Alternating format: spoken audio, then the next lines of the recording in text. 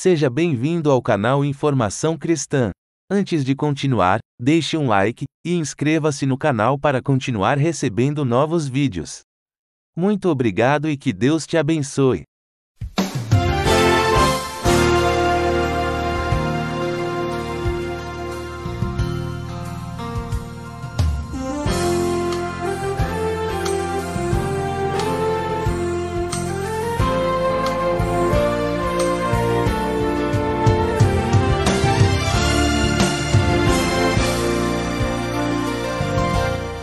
Deus tem planos para cumprir em nossas vidas.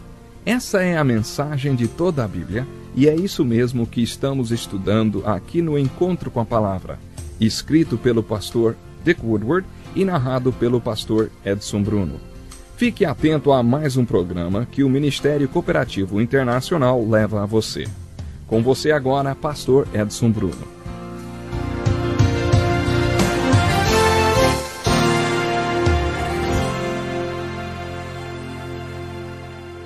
Bem-vindo ao programa Encontro com a Palavra para mais um estudo da Bíblia Sagrada.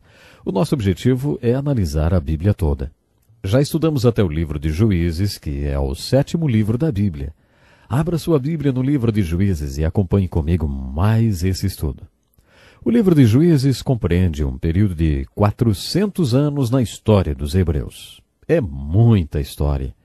Entre os livros de Gênesis e Êxodo há um período de 400 anos. Entre o Velho Testamento e o Novo Testamento, há um período de 400 anos.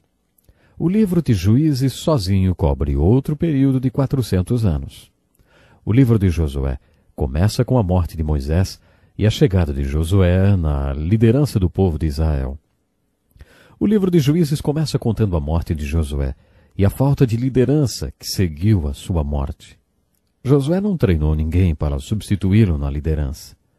O livro de Juízes enfoca esse vácuo na liderança resultante da morte de Josué, que infelizmente não preparou ninguém para substituí-lo. Aparentemente ele não treinou um sucessor para o seu lugar. Em todo o livro de Juízes, nós percebemos que os juízes também não treinaram sucessores para o papel de líderes que eles exerciam. Enquanto o juiz estava vivo, o povo contava com uma liderança, mas depois que ele morria, não havia mais liderança. Assim estabelecia-se o vácuo na liderança. Como acontece com outros livros da Bíblia, não sabemos quem escreveu o livro de Juízes. Ele compreende um período da história que vai da morte de Josué até os tempos de Samuel, um período de 400 anos. O versículo-chave do livro indica que não havia rei durante esse período da história, e que cada pessoa vivia segundo aquilo que achava certo aos seus próprios olhos. Essa afirmação aparece 4 vezes no livro e é considerada a sentença-chave desse livro. O fato da figura de um rei ser mencionado no livro sugere que o livro tenha sido escrito durante um período que havia um rei, durante uma monarquia, então. No entanto, o autor se remete a um tempo passado, quando havia um vácuo na liderança, quando não havia nenhum tipo de liderança. Muitos estudiosos acreditam que Samuel seja o autor do livro de Juízes, o que é bem provável, já que Samuel viveu sob uma monarquia. Ele pode mesmo ter sido o autor. O livro de Juízes cobre um período da história dos hebreus que vai da morte de Josué até o período dos livros que Samuel escreveu e que tem o seu nome, que é 1º e 2º Samuel. Esse foi considerado um período negro na história dos hebreus. Foi o período anterior à divisão do reino e ao cativeiro dos reinos do norte e do sul. O livro de Juízes traz uma mensagem muito forte. Essa mensagem se refere a um problema básico, um câncer que trouxe consequências terríveis ao povo de Deus. Esse problema, esse câncer, recebe o nome de apostasia. Já mencionamos essa palavra antes. Ela é composta de 2 palavras, apo, que significa distante, e tasia, que significa tomar posição. Você se lembra que no final do livro de Josué, os filhos de Israel tomaram uma posição de fé? Eles afirmaram que queriam servir a Deus e obedecê-lo em primeiro lugar em suas vidas. Josué convocou-os e disse: escolham hoje a quem vocês vão servir. Mas eu e a minha casa serviremos ao Senhor. Então o povo fez a sua escolha.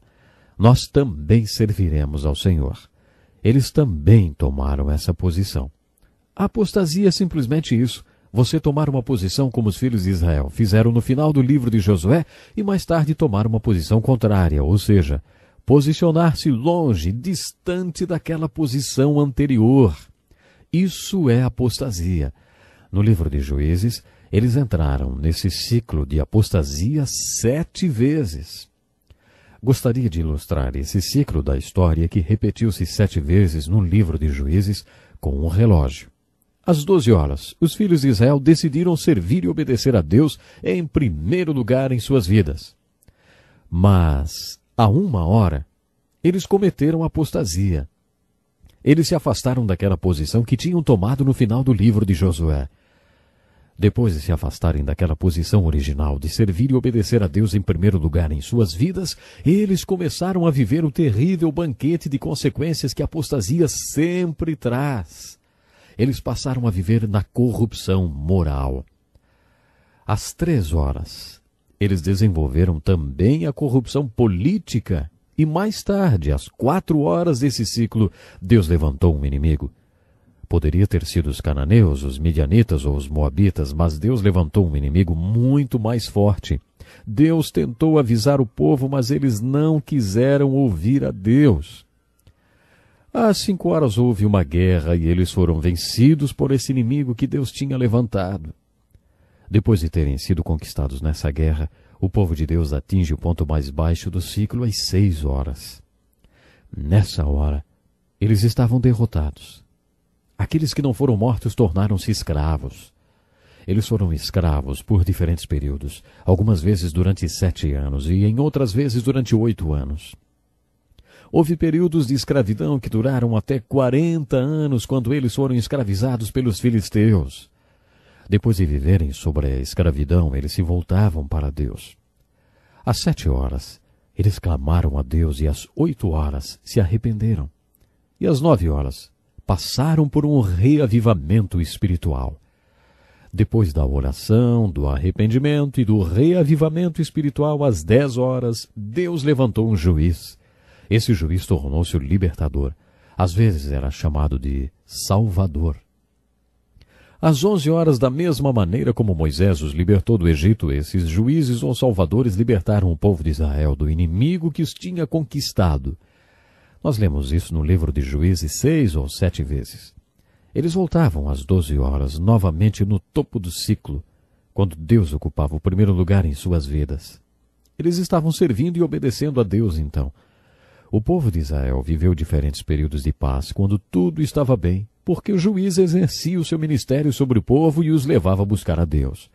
Ele era um instrumento para fazê-los viver um reavivamento espiritual. Alguns desses períodos de paz duravam até 80 anos, mas o câncer acabava aparecendo, a apostasia voltava, e como já dissemos, eles passaram por esse ciclo 7 vezes no livro de Juízes. Podemos tirar pelo menos 2 aplicações no livro de Juízes. Lembre-se, nós sempre procuramos no estudo dos livros da Bíblia aplicações para a nossa vida. Qual é a aplicação devocional do livro de Juízes? Bom, vamos dizer que há pelo menos 2. A primeira é uma aplicação pessoal. Vamos voltar à aplicação de Gênesis e Êxodo. Nós identificamos a alegoria da salvação quando o povo foi libertado do Egito, representando a nossa libertação do pecado, depois a peregrinação no deserto, a entrada e a conquista da terra de Canaã. Vimos nesses acontecimentos a nossa libertação do pecado e depois a nossa entrada na terra prometida de bênçãos espirituais. Depois chegamos no livro de Juízes e tiramos a seguinte aplicação para a nossa vida. Será que é possível, depois de você ter sido liberto do seu Egito espiritual, de ter entrado na Canaã espiritual e de ter tomado posse das bênçãos espirituais, depois de tudo isso você retroceder? Será que é possível cair? É possível alguém viver todas essas vitórias e depois cometer apostasia? Será que você retrocederia? Bom, de acordo com o livro de Juízes, sim. É possível retroceder. O livro de Juízes nos alerta, assim como de Deuteronômio e algumas cartas do apóstolo Paulo também. Aquele que julga estar firme, cuide-se para que não caia. A aplicação devocional do livro de Juízes é essa. Ei, cuidado para não cair. Cuidado para não retroceder. O fato de você ter entrado e conquistado a terra de Canaã não significa que você está imune a retroceder. O livro de Juízes mostra repetidas vezes que a nação de Israel fez isso. A aplicação que fazemos é que nós podemos entrar nesse ciclo de apostasia na nossa vida pessoal. Nós também nos comprometemos a colocar Deus em primeiro lugar na nossa vida. Todos nós vivemos aqueles momentos em que nos comprometemos, sim, nós nos comprometemos com Deus e depois caímos. Quando isso acontece, experimentamos os sintomas negativos na nossa vida. Vivemos o ciclo de consequências por termos cometido a apostasia. Alguns acreditam que a segunda aplicação e ensino do livro de Juízes é para toda a nação, ou seja, uma aplicação nacional. Será que é possível que outras nações passem por esse ciclo que Israel passou tantas vezes? Sim, é possível. E é óbvio que muitas têm passado. Vamos tomar a Alemanha como exemplo. É difícil pensar que a Alemanha tenha sido o berço da fé protestante. Hoje, quando pensamos na Alemanha, logo nos lembramos de Hitler. Não deveríamos associar Hitler à Alemanha. Quando pensamos na Alemanha, deveríamos nos lembrar de Martim Lutero e dos homens que trouxeram a reforma da igreja. Se você se considera um protestante, deveria lembrar que as suas origens vêm da Alemanha. A Alemanha já foi o quartel-general de Deus. Mais tarde, a Alemanha cometeu apostasia. Acho que com as universidades, eles trocaram Deus pelo racionalismo, pelo humanismo e pela lógica. Eles entraram nesse ciclo de apostasia e experimentaram o banquete das consequências. Para muitos estudiosos, isso aconteceu com vários países. Aconteceu na Terra Santa. A Terra Santa também já foi um quartel-general de Deus. E por que Deus se mudou para a Turquia, Éfeso e tantos outros lugares? Porque a Terra Santa tornou-se apóstata. Foi assim que Deus foi parar na Inglaterra. Bom, muitos acreditam que hoje Deus tem a sua base nos Estados Unidos. Nunca se esqueça desse ensino do livro de Juízes para as nações. Muitos acreditam que agora sejam 4 horas para os Estados Unidos nesse ciclo de apostasia. Essa nação do passado colocou Deus em primeiro lugar. Se você ler algumas minutas das antigas assembleias do Congresso, especialmente as da cidade de Williamsburg, na Virgínia, você conhecerá quais eram as bases espirituais das pessoas que fundaram essa nação. Mas agora vemos toda essa corrupção moral e política. Você sabe qual é a maior igreja do mundo hoje? A Igreja da Coreia. Não é a dos Estados Unidos. Talvez Deus tenha mudado seu quartel-general para lá. E daqui a alguns anos opere de lá, da Coreia. Para muitos essa é a lição do livro de Juízes. Não espere as 6 horas para ter um reavivamento e se voltar para Deus. Por que não se voltar para Deus às 4 horas? Ou às 3? Por que não viver o reavivamento espiritual antes que todas aquelas terríveis consequências aconteçam? Essa é a mensagem do livro de Juízes. É isso que pregadores como Billy Graham estão tentando dizer aos Estados Unidos. Os Estados Unidos da América precisam de um reavivamento espiritual para reverter uma grande catástrofe. Mas se não houver esse reavivamento e o país não se voltar para Deus, a nação chegará no ponto mais baixo do ciclo às 6 horas. Essa é uma aplicação espantosa. E você? Onde você se encontra no relógio da apostasia? A minha oração é que esta mensagem seja um disparo para despertar você antes que seja tarde e você possa clamar hoje, agora, e se voltar para Deus. O nosso tempo esgotou, mas eu lhe convido, esteja conosco no próximo programa. Até lá então. Deus lhe abençoe. Que lição importantíssima. Obrigado, pastor Edson Bruno. Prezado ouvinte, coloque em prática o que você ouviu aqui. Sem dúvida, sua vida será grandemente abençoada. Este é um estudo escrito pelo Dr. Dick Woodward, na voz do pastor Edson Bruno. Escreva-nos e solicite o material. Nosso endereço é Encontro com a Palavra, Caixa Postal 2011, CEP 89201-970, Joinville, Santa Catarina. Até o nosso próximo encontro com a Palavra.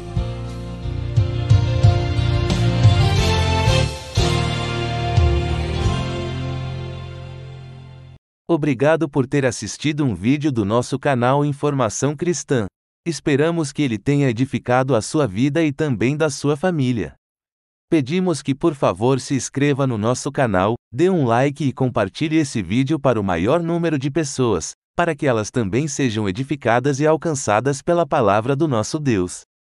Que Deus te abençoe e até o próximo vídeo.